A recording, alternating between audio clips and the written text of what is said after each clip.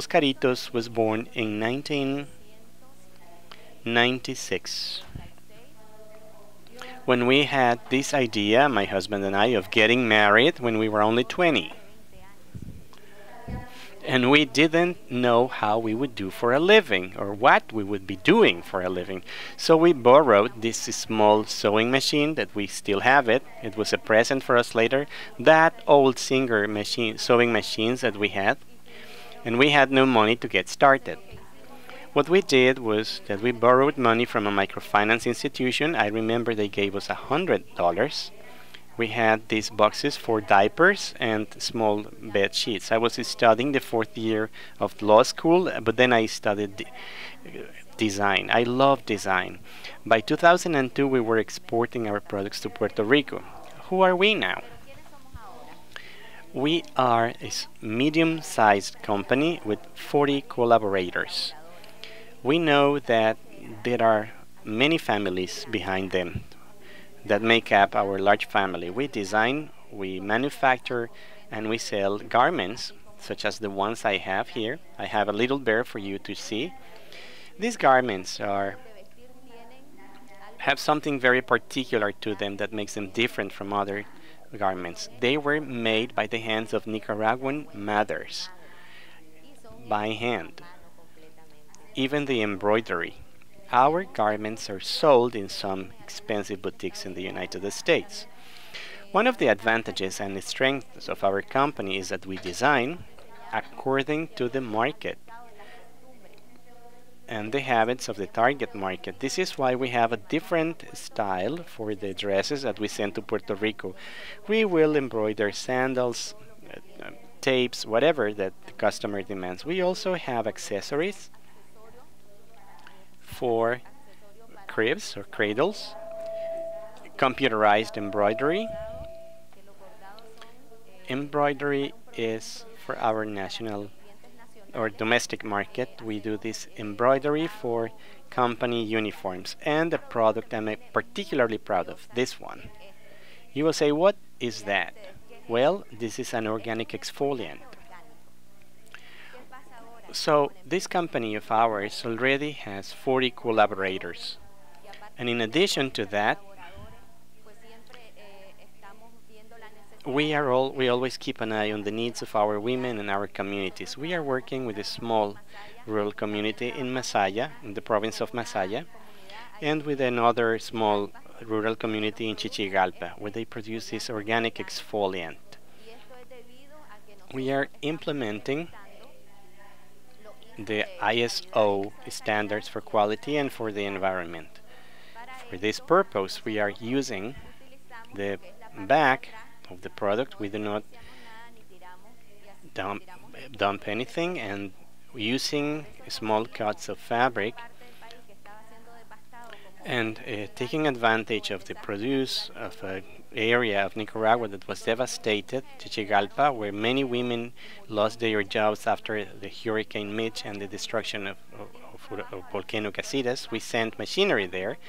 Now these products are being sold in all the supermarkets throughout Nicaragua.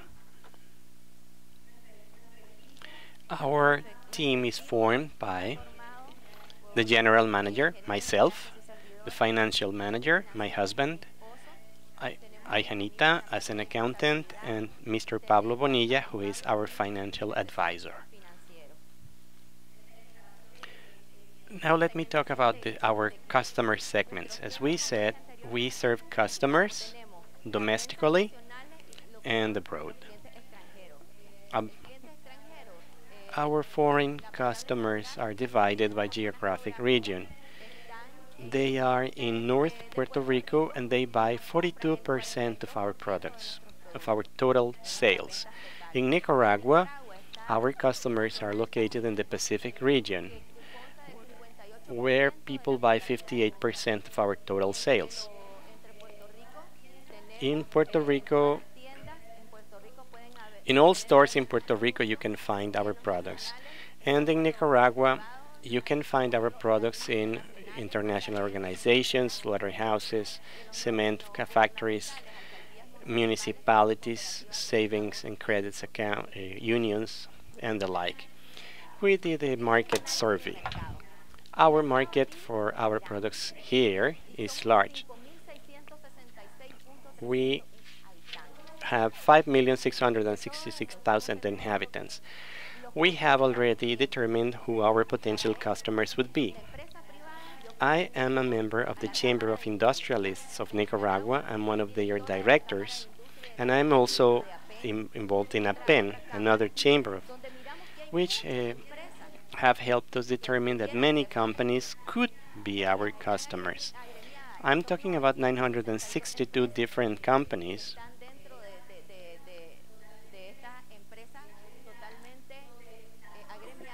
The free zones in Nicaragua, for example, is one of our potential customers, and they employ 30,000 people. Many free zone factories buy our uniforms and coats for their collaborators. Our company is only serving 5.20% of all the free trade zone companies. So we are not serving 94.80%, and we are struggling to gain that market share. As to government agencies, our country comprises 153 municipalities. We are selling to only 3.27% of them. That means that we are not serving 97% of all municipalities in the country.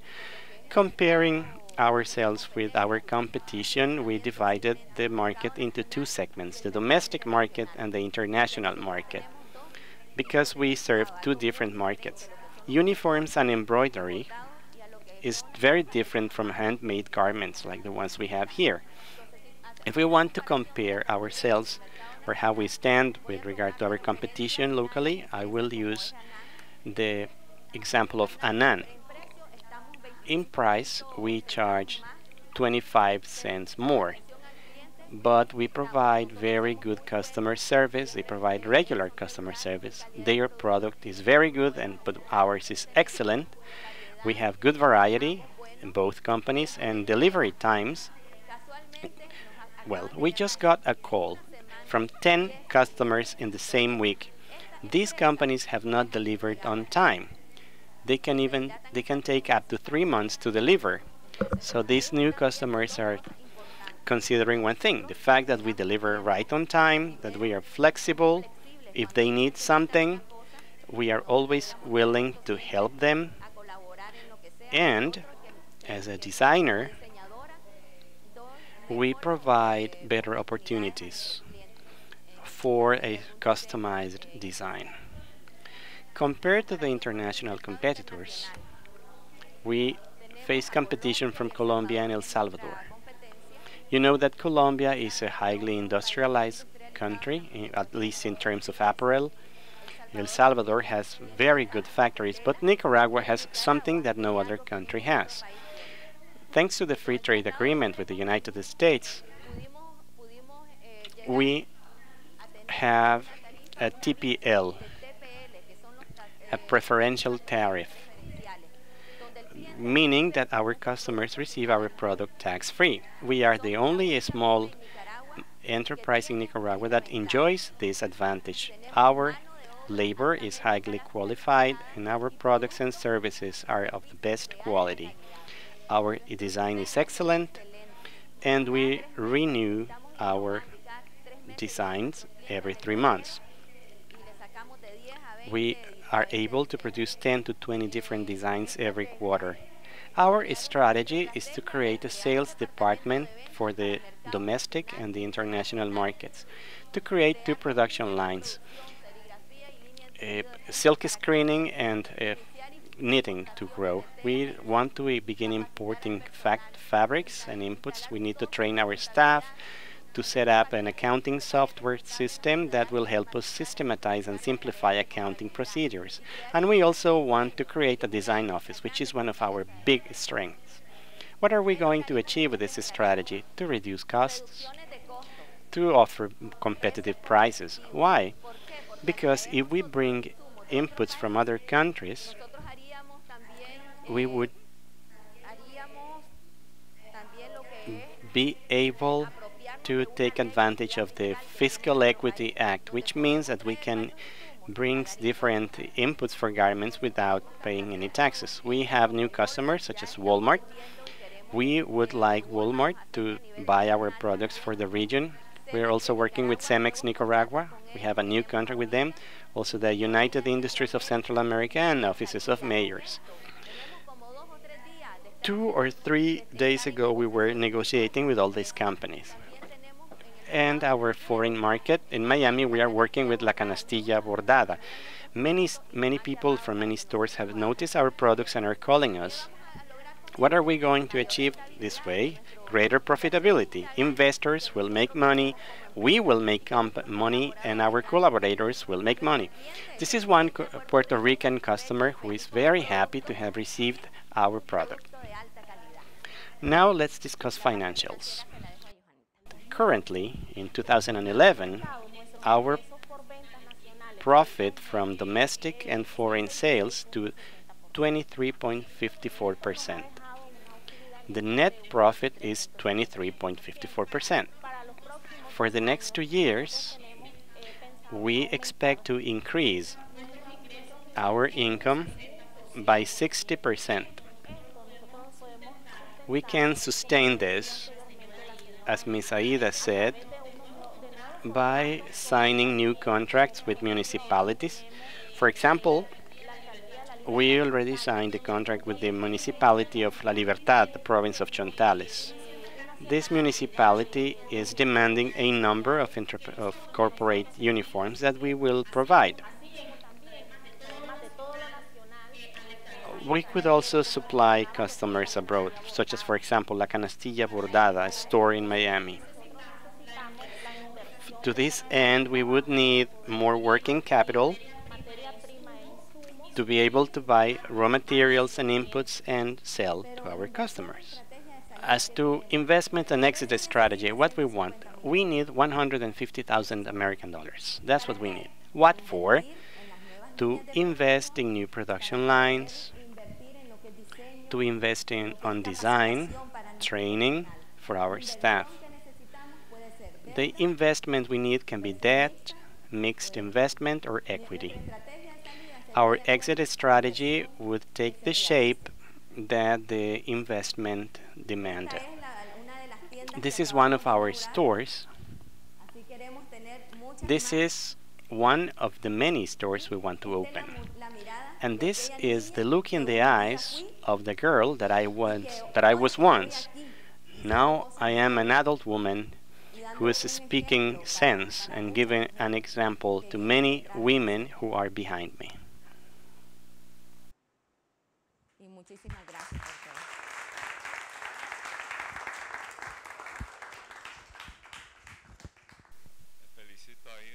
I congratulate you, Aida, for your presentation. And I just have one question regarding the social impact of your company. I wonder if you can expand on this. Beyond creating jobs, I wonder if you also have special programs for your employees or any other example of social impact that you may describe. Well, the truth is, our family, I call them our family because our collaborators are part of the Oscarito's family. We have a serious social impact. Most of us are women with children. We have a program in place whereby these women receive school supplies for their children. We also motivate them to improve. We work Monday to Friday. Most of them attend the school on Saturdays, and that is very important. Most of our collaborators are getting an education. The people who are doing the sewing will soon be accountants. That is very important for me. In addition to feeling committed to our collaborators, we work with a community that is close to the area where we live. My husband and I are ministers in a church, and we work with many children there. We educate them, we teach them how to read and write. We also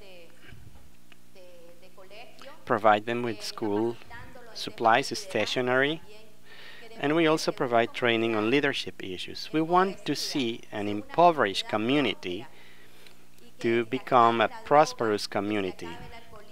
We want to put an end to drugs, to alcoholism, and we believe that if we add our grain of sand, Nicaragua will change. Social concerns are very important for us, and environmental concerns as well. We organize fairs to raise awareness about environmental issues as well. Aida, two things. You spoke about investment, and you said that it would help you cut costs. For example, greater profitability is something you mentioned, but you didn't speak about how that would increase your sales, which is something I found intriguing, because you said that you were going to triple your sales in 2 years or 3 years. So I did not understand the connection there. I don't think I heard how you were going to increase your sales, and I wanted to hear more about your strategy, because tripling your sales is a challenge, and I would like to know about the strategy you would use for that. Say something. From 2010 to 2011, these are real figures, we increased. Oh, she needs a mic. Oh, okay. And we did not invest anything. If we do serious investment, we would double and triple our sales, because we have signed new contracts. We were talking about a large company, Cemex of Nicaragua, a branch of Cemex Mexico, and the purchases from that company are huge. With the sales department that we are intending to set up, we will be hiring one full-time person in charge of promoting our products domestically and abroad. We can't speak English, unfortunately. This person needs to be able to speak English and to make our sales grow. I am certain, I don't want to dream too much, but I think that we will be doing much more than what we put here on the presentation. We were conservative, actually. I wonder if I answered your question, or you want to hear some more from me. He needs a mic. What percentage you need that you will be exporting, and what percentage of that growth will be for the domestic market? Oh, she needs to use the mic. 58% is our expectation of domestic growth, and 42% abroad. We want to have this breakdown of business, because we have a large number of local contracts for this year.